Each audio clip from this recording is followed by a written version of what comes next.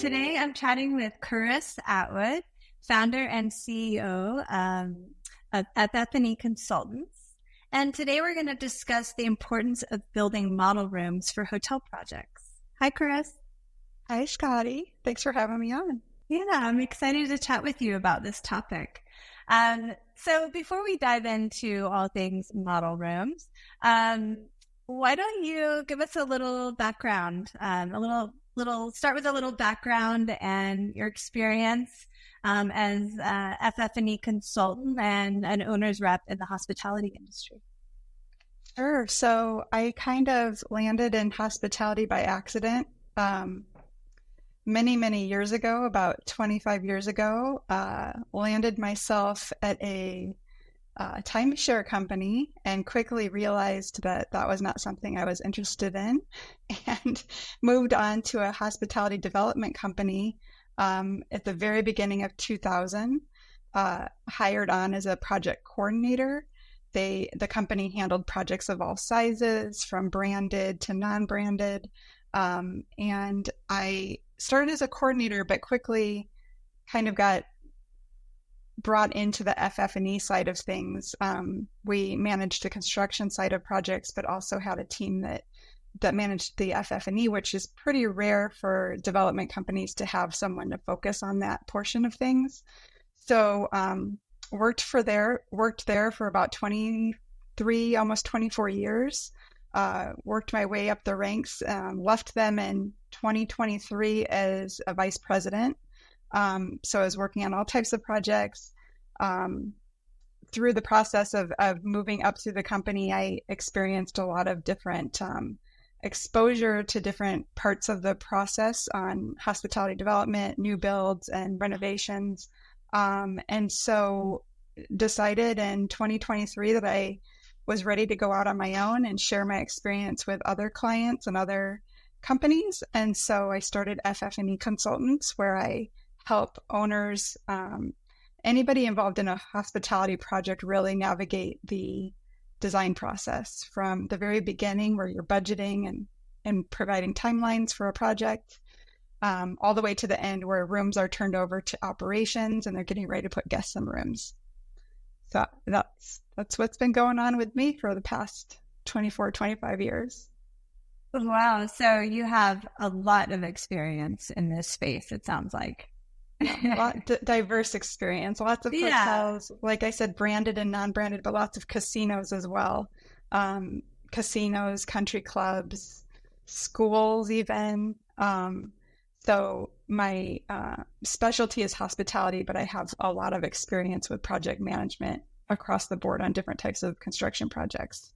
So it sounds like you have a lot to bring to this conversation, especially around hospitality and model rooms and hotels. So let's dive in. I'm curious to know, what do you think are the key benefits, of building a model room for hotel projects? There are so many benefits to building model rooms. First of all, they're usually required. If you're on a branded project, they're going to require that you build model rooms, especially for a new build property. The brand is going to want to check out what you're doing before you do it, to all the rooms. And then if something's wrong, it's going to be very expensive for an owner to redo it. So for branded projects, it's required. Even for some renovations, if it's a heavy renovation where they're replacing FF&E, they're going to require a model room. That's the one thing that I like to tell owners when they try to say, well, we don't want to do a model room. It's very difficult to get out of doing a model room. You have to when it's branded.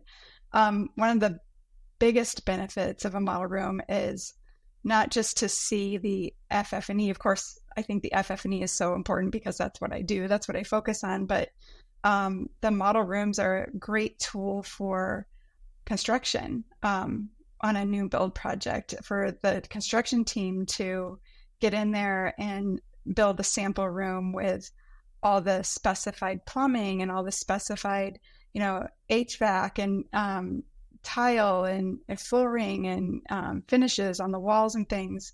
It's always great to test out everything. And a lot of times the focus seems to be put on the FF&E, but it's such a great tool at the end of the day to go back to, whether it's on site or off site. You can send your subcontractors over to the model room to show them, the grout lines were this size in the model room, and this is what was approved. This is not what you're installing on site. The finish on the hardware this is what was approved in the model room, and that's not what you've got in the building. So you can go back and forth through the model room process, and after to kind of educate the people that maybe weren't on the project at the very beginning, because model rooms happen so early in a process.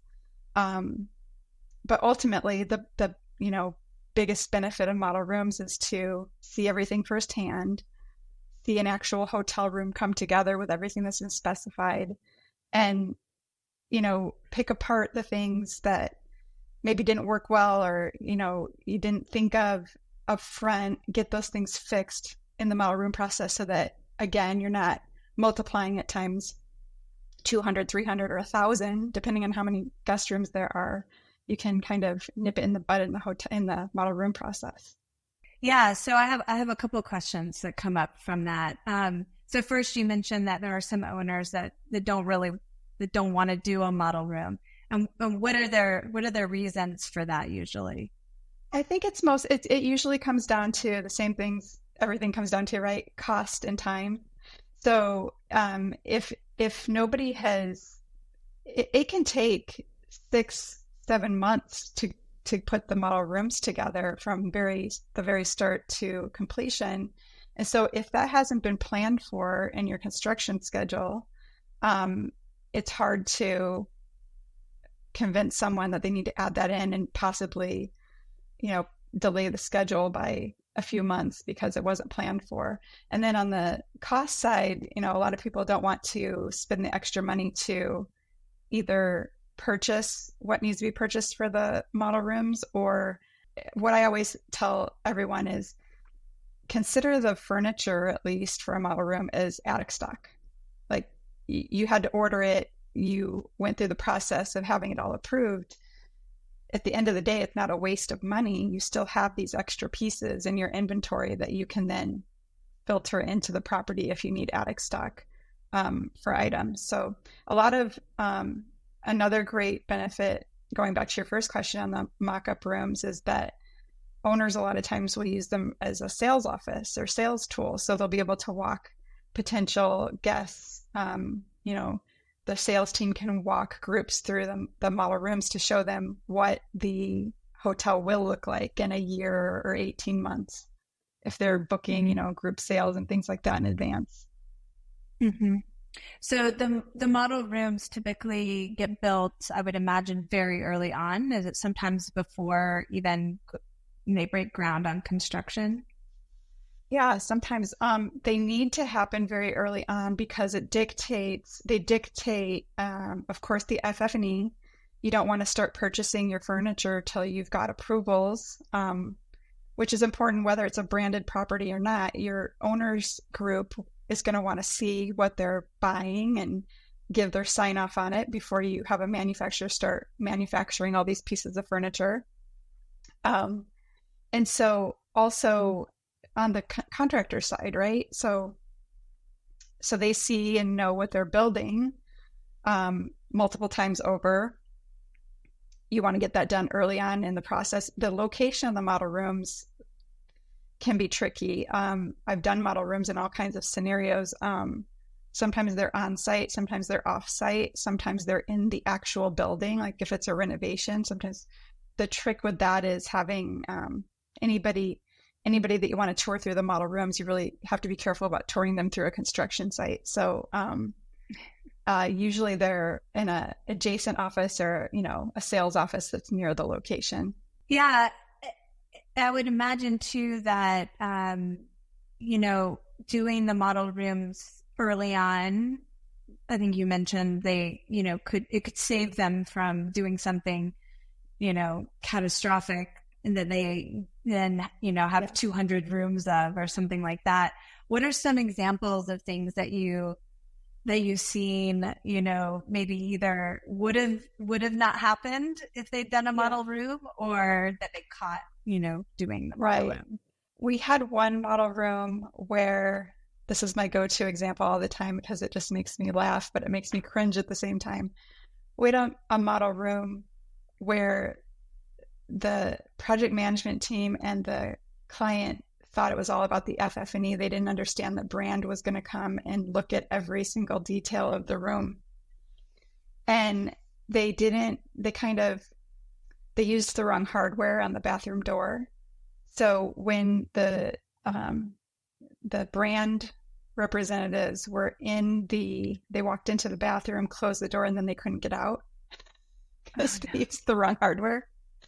Or they didn't install it properly. I can't remember which it was, but so we had that instance, which was unfortunate. And then through the model room process, I've actually found discrepancies in specs from brands. We had a property where it was a new rollout of a design package, and I don't think they had tested it, or if they had tested it, nobody said anything or raised a red flag, but the carpet spec for the corridors was one digit. It was the same company. It was those carpet tiles. And the spec was one digit different in the corridor than it was for the guest room carpet tiles. And so because the spec from brand was reversed, we ordered for the model rooms the reversed amount. So we had way too much carpet for the corridors and not enough carpet for the guest rooms. And so because we were able to catch that in the model room process, we were able to correct it for the project overall, but then also help the brand correct their spec by pointing out that there was a glitch in the standard spec package. So it seems like, there are certainly instances where they could have huge savings from doing the model room. Even though maybe they're a little like, we don't want to spend the money on it, but in the end, it probably saves. Yeah, it's a good value engineering brainstorming session as well. Maybe not the same time as the model room review, because those can get pretty crazy with a bunch of people running around.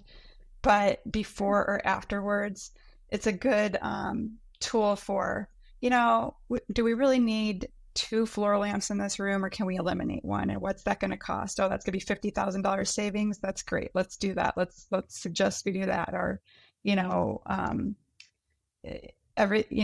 like to see different options from different vendors in the model rooms. So I also like to bring especially the case good vendors, I like to have them visit the model rooms, not during the actual model room review, but before or after, to give their input on, if we eliminated this, that could save you this much per unit, or if we added this, it's going to be this much per unit. And I also like to have the install teams chime in on how the install went, because usually we'll see one package in one model room from one set of vendors and then see alternate vendors in another room. But, maybe one headboard is $300 less than the other room, but it might have been like half the time to install, or they packaged it better, or, just finding out how the pieces come together and how easy it is or how quick it is to install without damaging items while you're installing is always a good input to get from the install team. Yeah, that makes me wonder if there's ever been, do they ever do 2 rooms where there's sort of one is a VE version? We usually do at least 2. Okay. It's usually a double queen and a king in a portion of a corridor. But I have done as many as 6 model rooms for a property. And sometimes an owner will want to also see a suite modeled, or and it's not always VE option is the second option, although that's how it could end up. It's just we'll have the specified vendors on the specs from the interior designer, and then we will ask other vendors, if it's appropriate and if it's allowed, we'll ask other vendors to also provide pieces that are similar or the same, just so you can see the quality level between different vendors. Because again, when you look at the 2 vendors or 3 vendors side by side on a bid analysis, there's a lot of things to consider besides price, there's the lead time, and there's, where are they shipping it to? Where are they shipping it from? Are there tariffs involved? So if we're looking at two different lamps, for example, and one is more expensive, but there's less red flags on how we're going to get it to us and install it, sometimes that's a bigger consideration than the cost. Right. So it's not always cost. It could be lead time. It could be anything.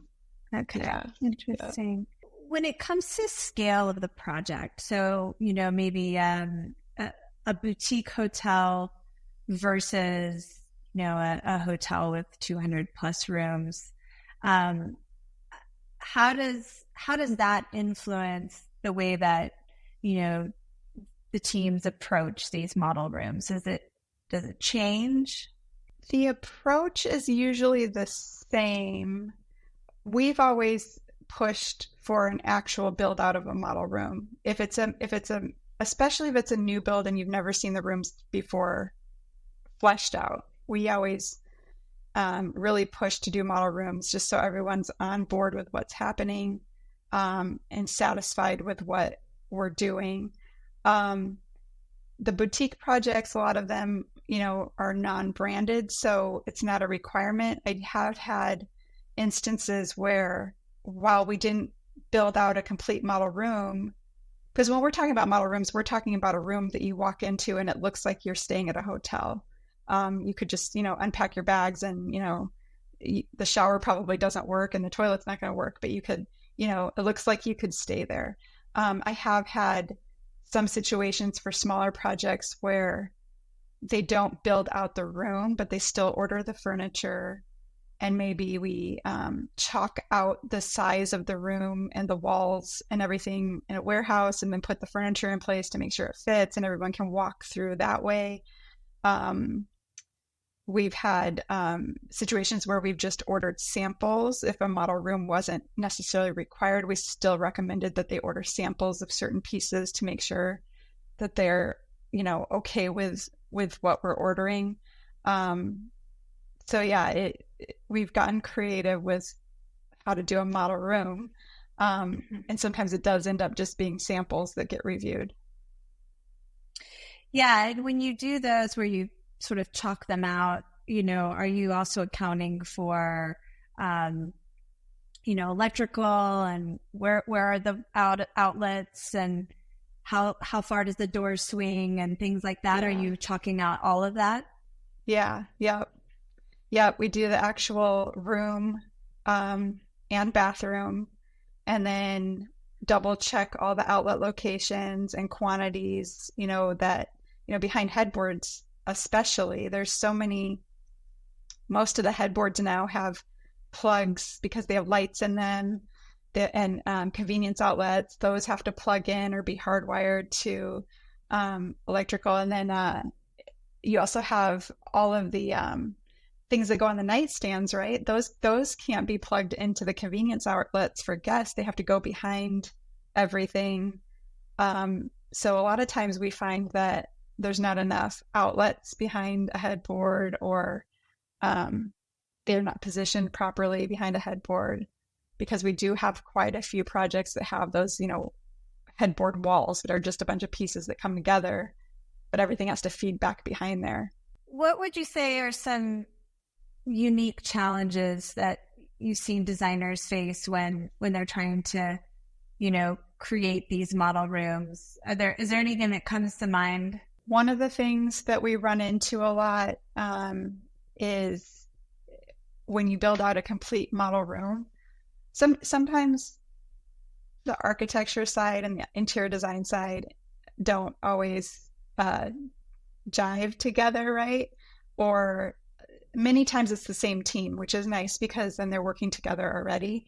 But sometimes we've had instances where an interior designer might have specified a piece of art that is actually going in a location that's right by the thermostat or right on top of the thermostat. And so that hasn't been, that is something you find in the model room, review, if it should have been caught before that, right? But figuring out those things and adjusting those things. One thing that we always run into, and I come prepared with options, is the ironing board and the iron holder in the closets. As much as you try to prepare in advance for that, it always seems to be something that has to be addressed in the model room review. Sometimes the hooks for the ironing board, when you mount them in the closet where they go, the ironing board doesn't have enough space to hang, or where are we putting the iron now, because we can't attach it because of the shelf hitting it. It's always something with that. So like I said, we usually come with several options to test out in the model room. Trying to think what other challenges. Really, there aren't as many interior design challenges, I would say, unless an owner looks at the room or brand looks at the room and says, we hate everything, start from scratch. Then that's a major issue, because then you have to start over with the whole process. But usually, because of the submittal process with branded projects, usually that is not a huge issue. But when you have some of these projects where a brand might not be involved, but they've got an owner with a really big opinion on what they want, and it's not what they saw in the first model room review, that can cause a lot of challenges for that interior designer having to start over. Yeah. So do they normally go through a submittal process though? Like, here's what we're proposing, and that gets approved. But then once it's installed, sometimes it doesn't meet the expectation. Yeah. So brands have and it's different for the different companies, but they'll have a milestones that you have to meet for the project, and submittal dates for different parts of those milestones. And so they should never be surprised by what they see, because they've seen it on paper or by PDF, throughout the process. And where it usually, the issues that usually come up are between the vendors, or maybe the quality level. This vendor, their quality level wasn't quite up to snuff. We'd like to see them redo this piece and do this and this and this.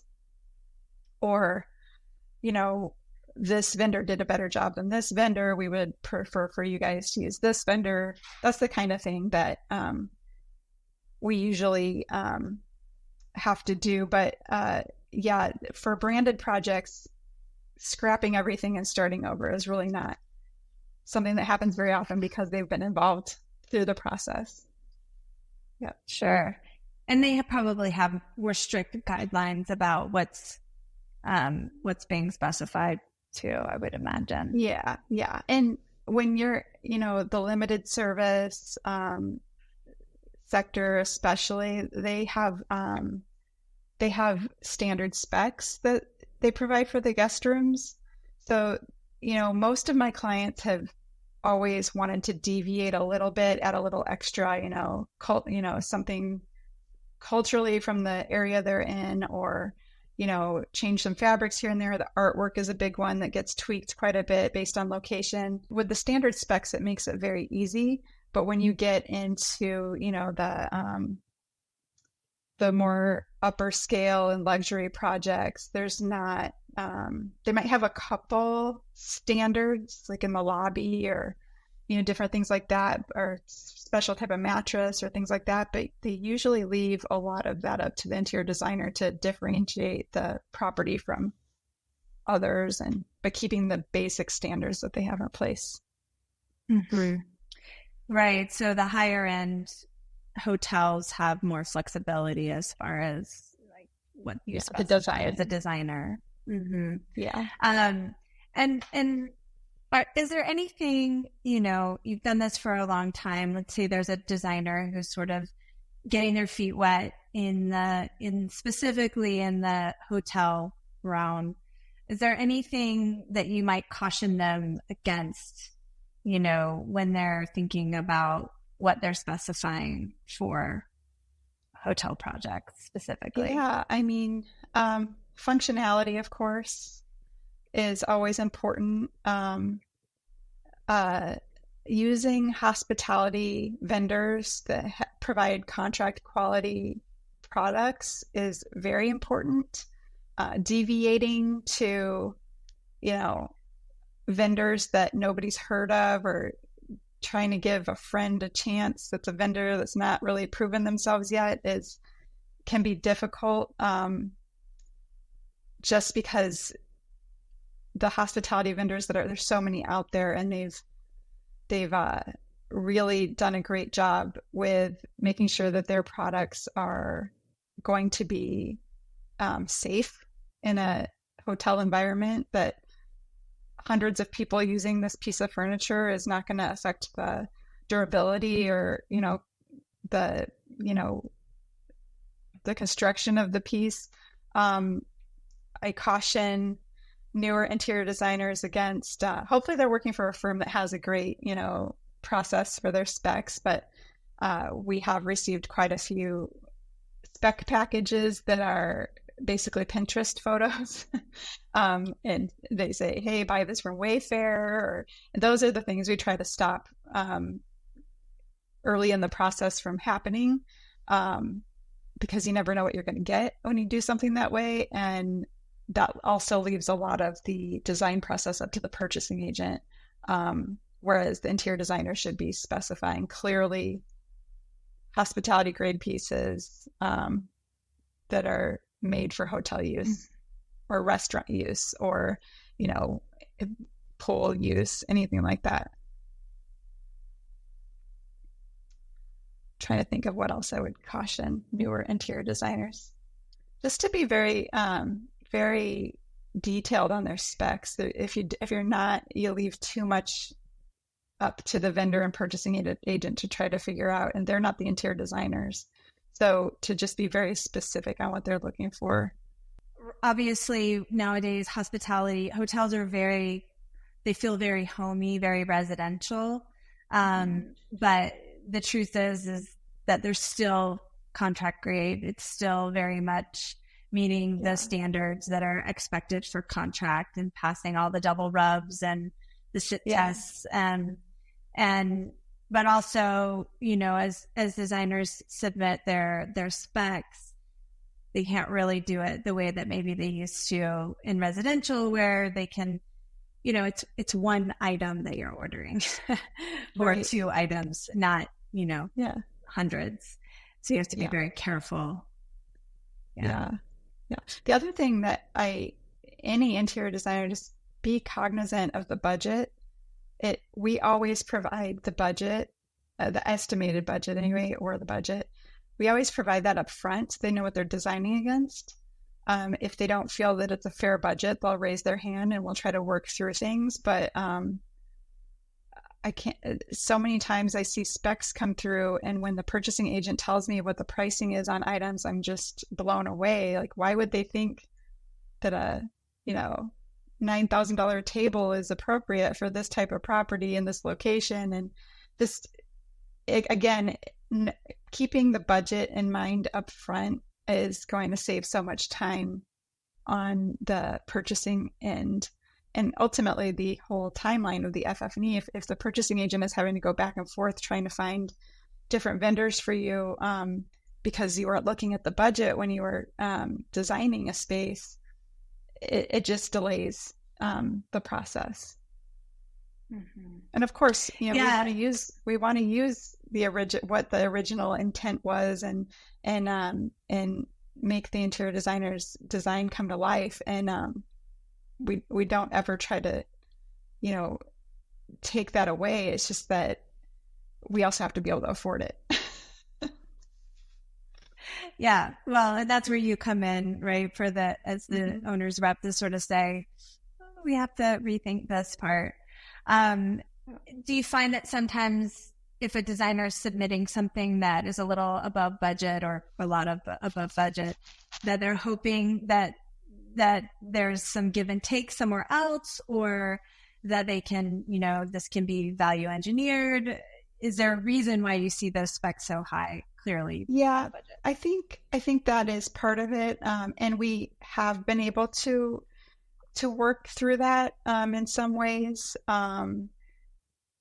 the hard part of that is with the model room review and the guest rooms being the biggest portion of properties usually, that budgeting kind of comes together sooner than the public area part. So it's hard to say too early in a project that, hey, we went over budget, by $800,000 on the guest rooms. We're going to find it in the public areas. Sometimes it's hard.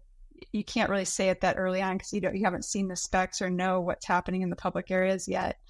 But if we have time and we can work through, moving some things here and there between the budgets for the FF&E side of things anyway, usually we're able to achieve what we need to within the budget. There are instances where it's just pure, why would we even try to buy something this expensive for this type of space type of thing? Like there have been instances where we've gone back and just said, you need to re-specify this, and we'll give them a price point to stick within that seems more reasonable for the type of property that we're working on. Yeah, I'm sure that's always a bummer for them. But, get kind of like something specific and hope to make it work. But, well, is there anything else on the topic of, design and hotels and sourcing product for hotels, or things to consider that you might want to caution designers about, or we pretty much covered that? Yeah, we get a lot of, hey, I heard of this guy and he wants to make this product. Can we give him a try on the project? You hate to say no, right? Because everybody starts from somewhere. But in those instances, we always make sure that we have one or two other options to look at as well, to sample.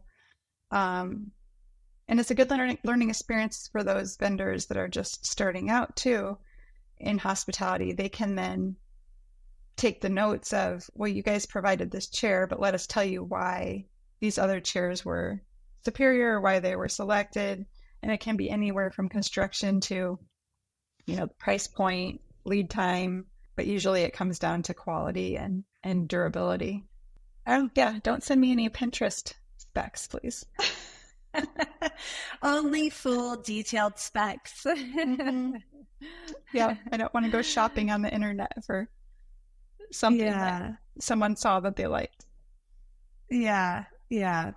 Okay.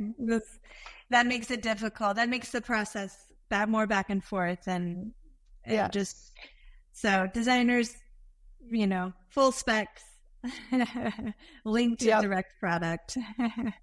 Noted. Okay. Well, great. Well, this has been really interesting, and hopefully informative for anyone out there that's, getting into, the hotel design world. And if people wanted to, follow what you're doing or learn more about FF&E Consultants, where is the best place for them to find you? Well, they can find me on LinkedIn. They can find me, Charis Atwood, on LinkedIn, or FF&E Consultants on LinkedIn. I also have a website. It's ffeconsultants.com. You can check me out there. And then I'm also part of an organization called Cayuga Hospitality Consultants, and that's the website, Cayuga Hospitality Consultants. And there's a wide range of hospitality consultants there from around the country, around the world, that can help with all kinds of things. Not, of course, I'm FF&E and I focus on model rooms and renovations and property improvement plans and things like that. But if you need a food and beverage consultant, a marketing consultant, all those people are on that site, and they're a great bunch of people to work with. Okay, great. Well, we'll definitely put that in the description. We'll link out to that site as well. All right, great. Well, thanks for your time, Charis. It was really great conversation, and I appreciate your time. Yeah, thank you.